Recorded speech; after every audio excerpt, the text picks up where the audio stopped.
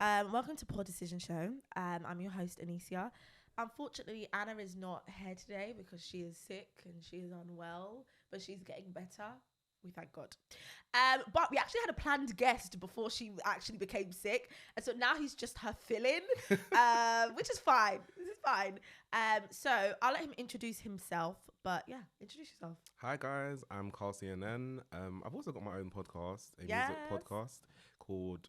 Why did I think of my podcast name? I was about to say it. I was about to say, I was about to say Poor The Decisions. I was Rated like, no, Podcast? that's where I'm at now. But yeah, I've got a podcast called The Rated Podcast. Me and my friend, we just talk about music and some popular culture. And that's what we do basically. Every Wednesday, we release an episode. So yeah, that's it really. Exactly. And that's how you get your week in order. You start on Tuesday with Poor Decisions, then go Wednesday with the Rated Podcast, and then the rest of the week is your business. That way. It's literally just your business.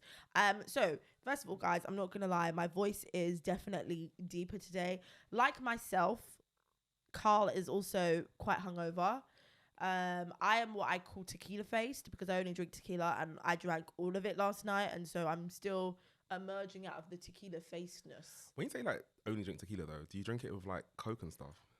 With Coke? Yeah, like, because you know how you have like vodka and you mix it? You can drink it Yeah, with but you anything. don't mix tequila with like fizzies. So what do you drink it with? Juice? Unless it's like a soda water.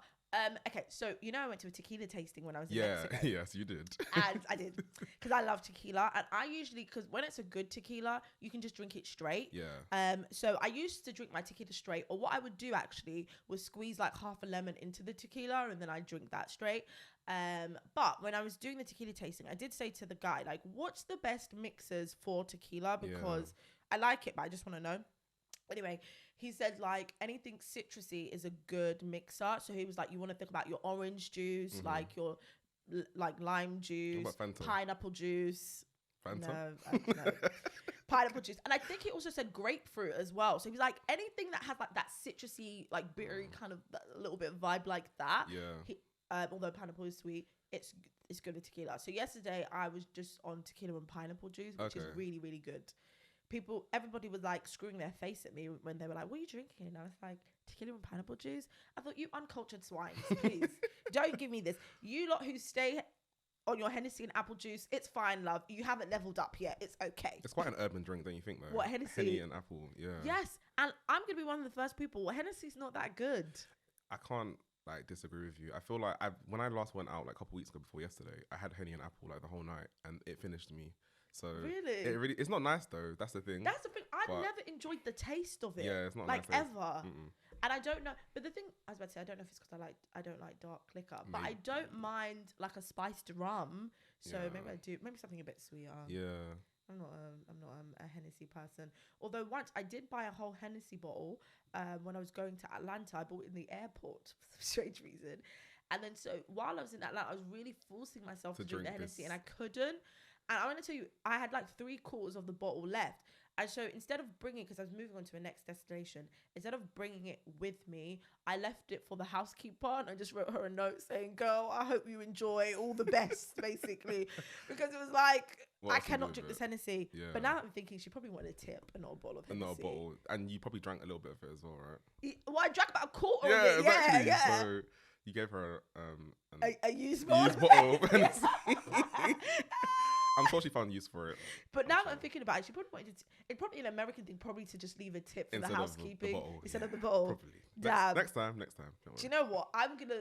They probably, I think everyone hated me. The tipping thing is so confusing. It's like, and you're not used to it. So, you just get up and go about your business. Yeah. So you're just like, I don't like it. Yeah, that's the thing. When I went, I like obviously when you get to your destination, you have more money to spend. So initially, I was like tipping everywhere. Like, here's $20, here's $10. I thought I was some big baller.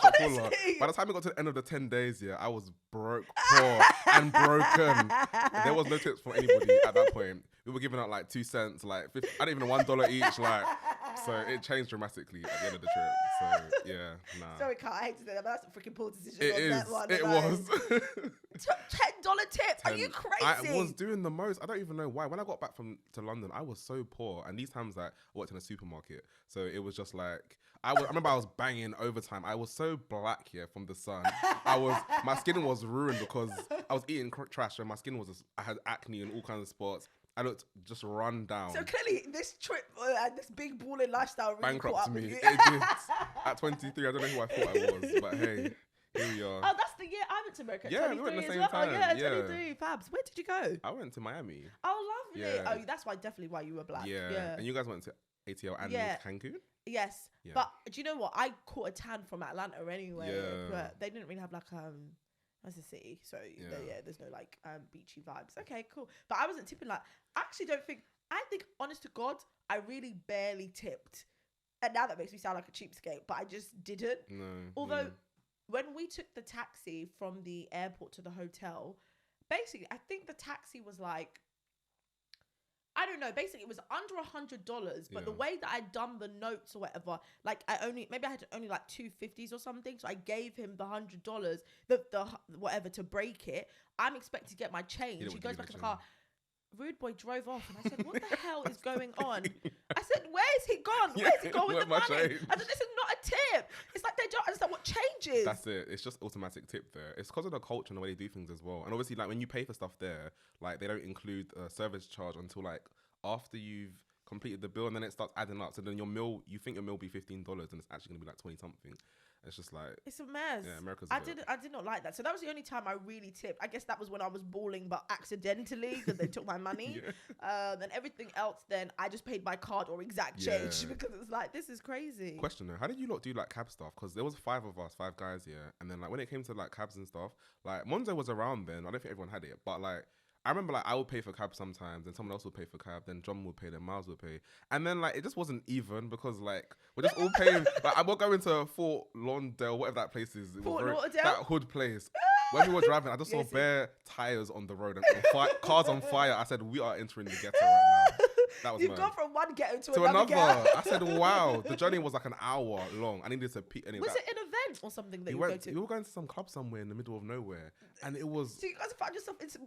I was about to say some ghetto banshee club. Yeah, basically. No, we was doing. So we were doing a little bit like that. Like you go. Then if we had exact change, like we divide it up. Yeah. Or for example, like, me and Anissa in April, like on. I shouldn't say my bag. Well, I'll bleep that out. We are on something, and so you can just send money that way. And then actually, Abigail had told us all to get this international payment card thing or something. Oh yeah. So what you could do was just like text someone money or something. Yeah. So we were just kind of like dividing it up that way. So basically, that was what we were doing. Yeah. But that was it. And then. Atlanta was fun. I do want to go back to America, but I feel like not that I've said anything hateful against Americans, but it's like I think the last few years since last time I've been there, I've had like so much has happened in that country. You just think to yourself like, do you really want to go there? Like, is it just gonna be a mess? That's the thing. My perspective on America has changed a lot. I think like when you're young, it seems like a nice place and everything seems fun and vibesy. And then as you get older, you realize like it's not all it's cracked out to be. Oh, absolutely. There's too much drama in that country. There's too much. There's too much. Yeah. So all the best, but we do actually have American listeners. So we like pod listeners do love you. I was looking at analytics and I was like, how have they found us here? But all the best to our lovely pod decisions crew. So you're obviously a little tipsy or recovering. Let me be specific. Recovering tipsy person. And we've gone out a few times, but I don't feel like I've ever seen you like drunk. I don't feel like I ever. Are you a big drinker? Remember my 25th birthday? Is this the one you had in your house or the one you had in the club? In the club. Oh yes, I do remember the one in the club. But I remember barely seeing you though. That's the problem. That's the problem. I remember like when you were cutting the cake. And then I don't remember you after that. I didn't survive. Point. Oh, okay. That's why. So in terms of drinking, I think I'm not really the biggest drinker. So like, I think now I just tend to drink wine or like, I'll just have like a couple of like a mix of. If I drink like Henny and apple, I'll just keep drinking that basically. Or if I have a vodka and Coke, I'll just keep drinking the same thing. Or I'll just drink wine if it's like me bringing the alcohol myself or whatever. But I don't think I can handle alcohol like that. I can't lie to you. So my 25th was like probably the worst experience. I remember entering the club. I remember dancing. I remember cutting the cake. Then I woke up in the hotel like the next morning, like. God have mercy, what? Completely blacked out. Like this, like what? I was like, not again. Damn. I was just like, it happened to me like maybe in July as well, like a month before my 25th. So I was just like, seriously, like I don't remember anything from the night, literally. So my friend had to take me home, or to the hotel. Like we were staying like near the venue. So yeah, that's how mashup I was. And you still don't recall anything from those events? I vaguely remember. I have like flashbacks of like throwing up in the toilet. Oh god, like, that's like the worst flashbacks. I know. Oh I don't remember that. I can't remember the party. I was so pissed because I was trying to like calculate based on the text messages I got, like how long I lasted in the party. I think I was there for at least an hour and 20 minutes max. Because honestly, I did not see. I honestly saw you when you cut the cake, and that was about it. I don't even remember like speaking to like half the people I saw there. If people didn't video and show me stuff, I would have been like, I don't even remember the interactions. It was yeah. A lot was going on. A lot was going on. How about you though? Any bad like drunken experiences? Do you know what? Or terrible? Yes, but I feel like I don't know if it's like a birthday thing now. Yeah. Like if people just get so out of control on their birthday, like you can't even function. Yeah. You know. But the worst has to be on my 19th birthday. I'm trying to like even remember the series of events. So we were going to the O2 for some sort of club that used to be in the O2. Not Thai Silk, but there was another one. So all my old heads people, you know which one I'm talking about. Yeah. Aging us right there. So we were going there, but it was a packed out event. The point was, right, so I'd gone to my friend's house before because her birthday is 2 days apart from mine, so we used to do our birthdays together. So I went to my friend's house, met all the girls, and we was just drinking pre-drinks. And I was just mixing everything, like mixing alcohols, but no chaser. Yeah. So it's like, okay, let's do vodka and Ray and Nephew. Let's do this and that. Like, I remember at one point doing Jack Daniels, and I can't remember what the other one was. I was just like, let's just mix it. Like, I'm trying to get turned tonight, like, basically. And everybody else was going to meet us at the O2. Mm-hmm. I remember being in the house and mixing the drinks. I then remember being out at the O2, but you know, like, when you just come out of the tube station and before you know you got to walk into the other building. The line for whatever this event or thing was out there by the tube station. So I remember joining the line, and all I remember was just screaming at the top of my lungs, and I'm screaming that my name was Marcia. And I'm screaming, and then my friend was like, "Your name's not Marcia." And I was like, "My name's Marcia." That's what I specifically remember. And then the next thing I know, I wake up and I'm in a hospital bed, and they've got like an IV in my hand and like that silver foil thing, and I'm looking around because I've just looked up at the ceiling, and I'm like, God, what is happening? I get up, I rise up out of the bed, and I see Anna on the side, and I'm like, what is going on? You know, mortified, like. I was in shock that I was in a hospital room. I couldn't figure out what was going. Like, you know, you're just like, what the F? Something is in my hand and got this foil thing on me, like the foil wrap things. Because I was just in a little bitty dress, you know? Yeah. I didn't have no coat, nothing. Like, anyway, I said, what's happened? Like, it was like an Oscar performance, like a telenovela. I was like, what has happened? And I was like, you just drank too much. You got out of control. I was like, am I okay? And she was like, yeah, you are. Anyway, they discharged me and we went back home in a cab, and I was like, I don't remember anything. And she was like, you and our other friend, whose birthday is 2 days apart, I ain't gonna name her on here. She was like, both of you got blackout drunk, started vomiting, and then both of you collapsed in your vomit side by side together. I love the solidarity though. Like, I love the fact. So I was like, well, where is she now? And then Anna was like, they didn't take her to the hospital because she was able to like wake up. So somebody else took her. I think Abby took her home actually. Oh, okay, yeah. And she was like, but you were like just blacked out, like you wouldn't wake up, so we had to take you there. And I was like, you're like, I don't even recollect what that was. Yeah. And then Anna was like, yeah, people were trying to take pictures of you because it was a packed event. Like people were trying to take like bare pictures of you, like obviously drunk on the floor. And she was like all of us were like fighting them, stopping them to take pictures of you. Thank God, because if that had happened now, we would have been on TikTok and everywhere. It would have been like viral. The worst thing was we had a so at that time for my 19th birthday, I was doing a 3-day thing. So the first day was the club, the second day was like meant to be like a dinnery thing, and then I think the Sunday was, I can't remember what we were doing on the Sunday, but I woken up that day on the Saturday and I was like, no, when we got home I was like, I don't know if I'm making it to this dinner because I've just been discharged, you know? Yeah.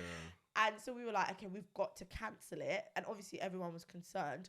And I think my mum at the time and my brother, who was, I think was living in the house, they obviously, because we left and we hadn't come back till the morning. And so Anna didn't even tell them, well, we've been in the hospital. Yeah. But my brother thought because they didn't hear from us and we hadn't been downstairs all day, there's something going to happen. So he had thought that we'd got into a fight because Annalisa had been downstairs, but I hadn't been downstairs yet. So he came barging upstairs saying, let me see your eyes. You have a black eye. I was like, I don't have a black eye. This is smudged eyeshadow. I'm disheveled. Leave me alone. Fragile I need to put state. myself together. Yeah. Anyway, so we had to cancel the dinner we had.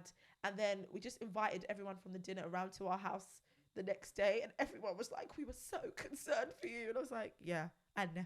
So that was my only like blacked out drunk experience. I have never got that drunk again in my life. At least you learned from it though, because I feel like it's happened to me at least like 3 times, and then 2 of them were like right next to each other, so I didn't learn from it. Yeah, you didn't learn at all. Yeah. And you were older. I know, literally 25 in comparison to 19 is not nothing to be proud Exactly. of. So yeah, you're right. I've got drunk enough to like be sick, but not drunk enough to like black out. Yeah. Like even I remember a couple years ago, I think it was John's party. I think he had a party somewhere. Oh, his 25th, maybe. Maybe. It was somewhere, not in Tower Bridge, but you had to go over Tower Bridge to get there. Yeah. I remember starting there and being like, and then I remember being in the bathroom in a toilet cubicle.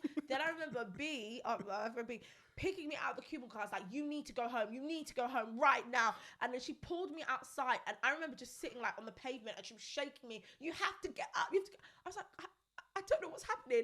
And then she stuck me in a cab. And then Anna, she was with Mo. And they came and met me on the other end of the cab. I was just disheveled. But I think I was at John's party for all of 30 minutes. I was in and I was out like that. Yeah. Because I said to them, I'm going toilet, and never came back from the toilet. So when B came and found me on the cubicle floor. But it was because I was being sick. Yeah. Because I was blacked out. Okay, well, that's not as bad as guess. But I'm not going to lie, though. I've never been to the hospital, though. Like, I always managed to just sleep it off. But I can't believe I was one of those drunk people. Yeah. And do you know what's so funny is my family are listening to this, and I've never told them that story. Now they know. Sorry. Oops. There you go. Because my older sister who listens, hey girl, always be shading me. She was like, you know, when you have to basically learn about your sister's lives, basically through the internet. Yeah. And I'm like, girl, no, you don't. But like, you don't ask me specific questions. If you did, I'm speaking directly to you in the camera, love, then you would know, okay? But I'm sure she's gonna have something to say after this. Do you feel like, on the back of that, like, do you feel like you're more likely to like tell your friends things that are more personal to you, like relationship stuff, that kind of thing, or whatever you feel like is personal to you, in opposed to like your family members then, based on what you just said? You know, no. No? Okay, well. No, not in that way. I am that. a very guarded person in general. So even with like Anna and even like my closest, like people I'd consider my best friends, I might tell them something after the fact. So maybe, for example, like 6 months after. And even then, I'm not even telling you everything. I'm giving you maybe the headline of it all. Like, I don't know why it is, especially since because I'm a twin, but I don't like sharing my personal life in regards to like relationships and things like that, which is very strange. I'm just a very, very like private and guarded person. Like, you are. I'm yeah, you know, Okay. So I don't say anything to my friends or my family, and that's not anything particular to them because they're all quite good people and do give quite good advice. But for me, I'm such a guarded person. It doesn't even feel natural to me to go, hey girl, you know, I got this man. Like I would never. You have to catch me red-handed, and there's nothing I can say, and then I will admit this man is my man. Yeah. But I feel like you're quite private. So I don't know why you're saying I'm guarded. No, we're similar. Like, no, I'm agreeing with you, but we're the same. Like, don't ask me the questions. Don't ask me no questions. Don't ask me the questions. You don't want to know anything. It's like cool. Face the front. There's nothing to tell you at this point. So I agree with you. So when you're like that, I'm like, I'm not gonna press on. You continue, sister, because I'm exactly the same way. Yeah, exactly. So, I'm also not someone who likes to go to people for advice. Which really? I don't. That's interesting though. So how do you deal with stuff then? Because I feel like I'm similar to you in that sense. I don't really like going to people for advice, but then I feel like if I'm down and out bad, I need to talk to somebody about something. Then I will talk to like just 10 people, get 10 different opinions, or probably 10 of the same opinions, and still want to do the opposite of whatever they're saying. So why are you asking for the advice? I don't know, because I feel like it's just like it's pushing me towards what I actually want to do. So like I feel like I got my mind made up already about said situation, whatever it might be, no context. Vague. Very vague. And then they're all telling me, no, Carl, don't do it. And I'm like, no, but it just feels right. And then I'm like, okay, cool. I don't do it. And then at some point, I'm just like, I'm just going to do whatever I want to do, because I don't know, deep within you know what you want to do anyway. Yeah. But sometimes people telling you stuff pushes you in the opposite direction. So someone's like, for example, telling you, oh, don't date that guy. He's this, he's that. It might make you want to like just try it, just because I don't know, like there's I don't know, something about like us and being stubborn and going against what people are saying, going against the grain. But the thing is, I'm not a stubborn person, you know. Really? Yeah. Oh, I'm really. Oh, are you? I'm actually not stubborn at all. Yeah, I've just never been a stubborn. Oh, that's person. a good thing though. I think that's actually a good trait, to be fair. Yeah, I don't say I don't like. The reason why I don't go like really seeking advice like that, because I feel like people always tell you what the best case scenario is that they would do, and I think that's great because it works for them. But my thing is, we need to figure out what works for Anissa, and that's the advice I want. As someone who knows me true, what is the best thing for Anissa? Not how you will handle it. How would I handle it? And I think sometimes it's difficult for people to put. Like, everyone is just always going to be biased and say, well, you know what? I would do it this way. And so you can't tell me. You're telling me what you would do. I just need you to tell me what Anissa would do if. But although I'm Anissa in like a third world kind of situation, like, tell me what Anissa would do in this situation. Yeah. So that's why I don't really like going for advice. But if it gets to a boiling point, then maybe then I'll go to Anna or whatever. But Anna will tell you, like, basically, if I'm frustrated about something, I will internalize it so much, and then I'm just like on a warpath. You know, sometimes I have a horrific temper. So that is where that comes out. Okay. I've heard about this temper. You mentioned it to me briefly before, but I haven't seen it myself though, which is interesting. Which is lovely. Yeah. So and you should be thankful about that. Should I be scared? No, but listen, yesterday morning before 9 a.m, I had an argument with a lady in the post office. I thought myself, beloved, it's not even 9 o'clock yet and you're already on such bad vibes. Like, do you know what I mean? Yeah. Did she work there, or was she just someone? No, it was someone in the queue. Oh, okay. And she was just getting crazy. And what happened was I was trying to approach her nicely about it. She didn't respond well to that. So then I had to put some bass in my voice and get crazy. And then she apologized. And it's like, but the craziest thing is, love, you didn't need to apologize, because the initial thing about what it was my fault. And I said, oh my gosh, I'm so sorry. But because you wanted to act crazy, now I had to act crazier. So that's what it is. So yes, I can be quite flippant a little bit like that. So maybe I probably need to talk to people and give advice and get advice and all that fun stuff. But I do get advice about career stuff. I think, I'll be specific. I get advice about career stuff, but I don't ask for advice about like life advice. Okay. I'm not a life advisor. Well, at least you're open to it in some way, I guess. Yeah. So, barely. Yeah, it works. A little bit. Now, I have something that I have to confront you about, and I'm sorry to do this live on the air to you this way. Let me start sweating. No. What are you bringing out, please? I have to bring out evidence. Sorry, guys. I want to read this word for word so that I haven't misquoted you. What did I say? This isn't like the court of you've entered the court of poor decisions I can right tell, now. I'm just like, what did I do? Okay, so last week we had an episode. Yeah. Me and Anna, and we were talking about men and women friendships. Now you put an interesting comment in the episode that I thought, this doesn't seem right. So I just want to specifically would like you to expand in my face what you mean. Okay, so let me quote Carl. Oh boy. LOL. Loved this episode. My thoughts on opposite gender relationships are skewered. Someone is always going to feel some kind of way. Emoji with a tear streaming down the face. Skull face. That is what you wrote. Oh, yeah, and I looked at it and thought to myself, look at me cry.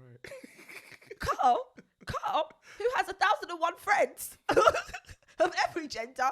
I've never met someone in my life who has as many friends as you. And then on top of that, I've seen them of every gender, but you're now telling me that you think they're skewered and someone's going to feel some kind of way.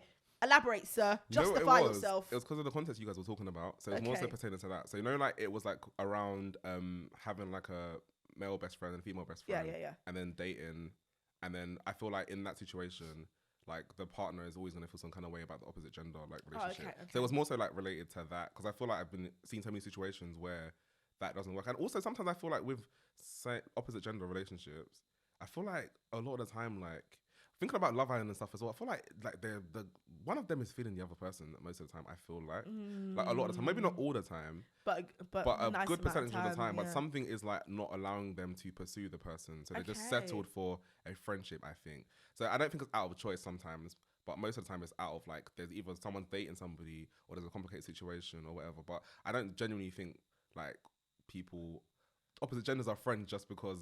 I don't know, just because most of the time anyway. But there's obviously exceptions to that rule, I would say. Because I have a lot of female friends, you have a lot of male friends. That's exactly why I checked you and brought you into the court of poor decisions. I was scared. I was like, what did I do?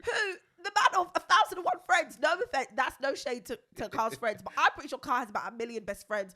It's just like Carl, I always see Carl out with all these different people. It's like a different group of people each night, but you and them always seem so locked in, and I'm like, where did he get the time to get all these friends? Yeah, you know what? I feel like I've got loads of different friendship groups. Like, there's like school friends and there's college friends, and it's like, I don't even know, what would we call ourselves, like, in terms of that? Like, because you went to school with the girls. Yes.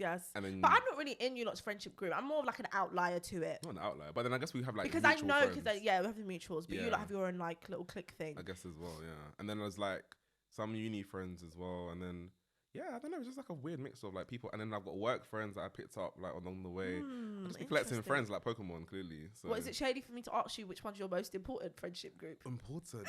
Like which one holds, like these are the closest people to you? What's the friendship group that's number one? Oh, I feel like this is gonna be so bad. You don't have to answer it, but I'm curious.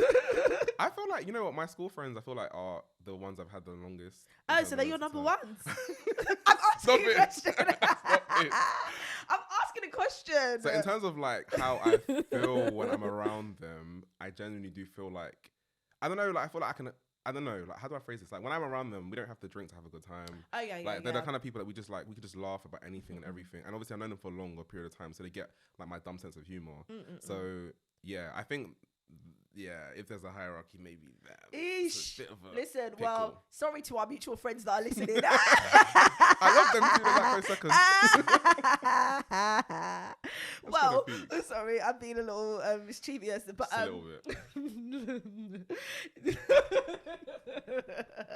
Okay, well, we actually met in college all those years ago. Yes, we did. And so I first remember you. We were in psychology class together. Honest to God, I don't even know why I was in psychology. Let's just even speak about that. Me, you, and Anna were all in the same class, and I think you didn't sit far from us, but I think you were like almost there, and we were like there. We were like that way. And I remember because not many people used to speak in the class, but then you always seemed like of good fun. And so we started chatting it up with you and then chatting it up with a few of the other people in the class. But that psychology class itself was just a freaking mess. It was a mess. There was only 2 guys in that whole class as well. Yeah, it was. The other one never used to come in. So it was just basically me and all of you lot. Yeah, and it was like bare girls and just you. And me, literally. Literally, just you. And our teacher was such... Me and Anissa think she was the biggest hater that we've ever seen. You didn't like her though, did you? I actually didn't. I don't know if it's because I'm a guy and I get a different experience with female teachers sometimes. But me and her were cool. Like I thought she was cool. That was my homie. Was it Miss Donnelly? Miss D something. I don't know. Yeah. But she was a pagan, and so she had it out for me and Anna. And we were so perplexed by this. Thing is, that class was like, as you said, it was quiet and it was kind of dry, if I'm honest. Very dry. Like, if you guys weren't there and then a couple of other people weren't there, I would have just been sitting there like. Exactly, like what the hell's going on? Once we actually tried to enter the lesson and she stopped us at the door. Do you remember this? She stopped at the door and she wouldn't let us in. And me and Anna were like, what? No, she was no, I actually didn't like her. She was a hater. And when she always used to hate when you asked her questions. She would tell you a story that didn't make sense, maybe about her personal life. We'd ask a simple question and she'd get all vexed. And it's like, you're the one that's telling us your business, love. Yeah. Don't speak if you don't want questions. That's the thing though. Like no one asked her to share. So like, it's just like, don't be mad about the follow up. Don't be mad about the follow up. And so really enjoyed you in psychology, and I don't know what it was. It was like I had an affinity towards you. Yeah, and remember, really I used to say to you, like, I love you. Like, you are the best. I thought you were like the best person. I was like, you are amazing. So I remember telling my partner at the time, saying, oh my gosh, there's this guy named Carl. I love him. That's what I used to say. I love him. I love him. I love him. I love him. I would talk about you He all must the have time. hated me though, because you know, like when you're dating somebody and you keep talking about another person, they low-key dislike that. I feel like I'm sure he was just like, who is this boy that just? Do you know what? I think he was a little. I think maybe I can't remember now. So maybe you won't ask him. But I can't remember now. But maybe in the beginning, I think he was like, "Who's that?" Yeah. But he barely used to listen to me anyway, so I'm pretty sure he wouldn't have heard me going on about you. But I remember, like, I was fixated because I was like, Carl is such, like, he's amazing. So I used to say to him, like, I love you, I love you. Remember I used to say, I told my boyfriend about you, how much I love you. Me, yeah, and I thought like you even said that we would get on as well. Yes. You said that too, which is ironic. So. And I knew it. You foreshadowed. Basically. But how did you feel like this little crazy girl telling you, oh my gosh, I love you, and I've told my boyfriend how much I love you? I think we just really got on, and I feel like it was nice to like, I don't know, it was weird because obviously I don't know like how to explain it, but like we just got along, and we enjoyed each other's humor, and we found each other funny, and just had good conversations in class and stuff. So I think that was just fine. I didn't really take anything of it, but I was just thinking back then, like, what was I even doing? I'm just chilling, like, literally. I was like, what was I doing that was so exciting to these girls, please? I don't I don't know. Maybe it was the novelty of you being the only guy in the class. Maybe it was. I think it was. And then I got drawn to you, and I was like, I love this man, and it was so freaking funny. And Loki, you went to an all-girls school, no? Yeah, we did go to an all-girls school, but we went to an all-girls school, but across the road, like literally directly facing us, was a mixed school. Okay. So that was that, and then there was bare schools in the area. So what I'll say basically is, though we were at a girls' school, there was no lack of man around. Okay, yes. I feel you. Yeah. But I did have a male bestie at the time who would leave school and come to me for the gate, and he'd bring me chicken and chips and like nice. McDonald's. He was nice, but obviously he had a hidden agenda. Obviously, like we just discussed. Like we just discussed. It's a real thing. Yeah, so he had a hidden agenda, and yeah, so basically that was that. Exactly. And then now full circle. What happened? I think we fell out of touch out of college. Yeah, so basically, I think we all went to uni, and then I think the first year of uni, I didn't like. We started on 2012 together, right? Yeah. So we went on to uni on time. So like, some of our friends started like to uni. No, go ahead. I'm not gagged. Okay. Some of our friends started like a year later, just because of academic reasons, or deferring entry. It happens. That's to the best of us. And then I guess like I went my first year, I didn't really go anywhere. I was just like at Brunel and whatever. Then I think when my friends started in Coventry, like the next year. 2013 for their first year. I think some of your friends started that year too. Yes. And then I ended up being in you lot's uni for like every month, at least once a month. I was in Coventry. You were. Yeah, and I think. But I feel like I didn't see. I think I saw you maybe once or twice. One time we went to some party. I remember it was some big venue. I can't remember who. Someone performed, maybe Davido or somebody, one Afrobeat guy. No, I was not there. You weren't there. Okay, no, maybe no. not. Well, there was a big venue in Coventry. I remember I saw you and your sister, and I was like, oh, okay, cool. I think I remember going out with you guys once, but I don't know what I don't know what I was doing. Honest to God, think of. And then what happened? I don't know how we reconnected. And I think I remember like I think when I became friends with like your school friends more, I'll just be seeing you at their birthdays more. Yes. And we just started, we just got back into touch. Like that, yeah. But you were my friend first. Yeah, basically. Everyone, exactly. I literally met you joke. first. Yeah, it's true. So. Yes. But yeah, it's crazy. It's crazy how life works. Full circle. I know, and it just comes like weaves in and out. Like it's just a bit of a crazy daisy. Anyway, the episode drops on Valentine's Day. And last year on my Instagram, I was asking everyone to basically sum up their love life on Valentine's Day in a song.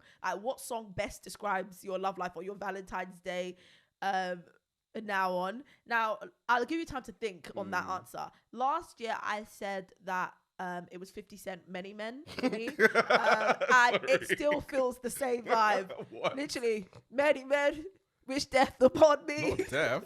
I thought you meant in a different context. I thought you were like many men like want to move to you kind of thing. Not wish death upon me. Yeah. Wish death upon me. Blood in my eyes. That's a strong one still. These trying to take my life away. No, I'm joking. Like no one's actually actively trying to kill me, but the point is like I'm probably no one's favorite right now. So that's what I'm saying. Like I feel like it's still the same. Yeah. Many Men, 50 Cent is the anthem of my love life this Valentine's Day. What's yours? Oh, that is a good question. The first one that jumped into my head was some Isley Brothers song. Oh, I do know a couple of Isley Brothers songs, but which one are you talking about in particular? It was gonna be it's someone that Aaliyah covered. Oh, yeah, he's a big Aaliyah stan, this one. It was Choosy Lover. It was gonna be that. I don't know that one. It's like Choosy Lover. How's it going? I don't. Yeah, it's just about someone being choosy in love Okay, and like not being able to make a decision about like their relationship statuses or who they should date or what they should do. Okay. So that is where you are right now in Valentine's Day. And then just to weigh on your opinion quickly then about Valentine's Day, because it's been a hot topic on Twitter all week. I think this girl basically just said like her husband or something doesn't celebrate Valentine's Day and she really, really just wants to do it. But he basically says there's no point. So it just broke out into this debate of like, if you don't care, if you don't care about Valentine's Day, would you celebrate it just for your partner or not? And I was of the stance that I think so. Yeah. I mean, I get the whole commercial vibe to it, but at the same time, it's like, why would it kill you to do something that you know your partner will be happy with, and to just make them feel special for a day and just do something nice? Like, people act like it's a crime to do something nice for your partner. Like, why are you holding them hostage? If they like Valentine's Day, just do up the things for them and call it a day. It's not like you are going to do something for them and then they're just gonna like flip it on its head and go crazy. They're going to be appreciative. So why wouldn't you make that effort? If you don't do that thing for them, though, they will find somebody else that will do it, though. That's an actual fact. Like, they will find somebody else that will do it. And like what you guys said last week, don't let your boyfriend or your partner stop you from finding your husband. Oh, no, exactly. Do not. That's a real thing. Do not. So I would say, like, I think it's important to like compromise. Relationship compromise is a big thing. If it's important to one person, one thing, whatever it might be, like, then just try and do that, because I'm sure that